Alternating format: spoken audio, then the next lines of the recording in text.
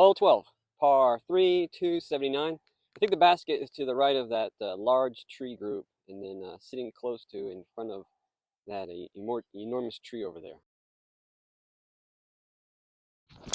Ah, missed that. Get around. Oh. So you can see these large trees on the left that my disc managed to just miss, and it came to rest at the base of this giant tree, edge of C1. Very fortunate outcome.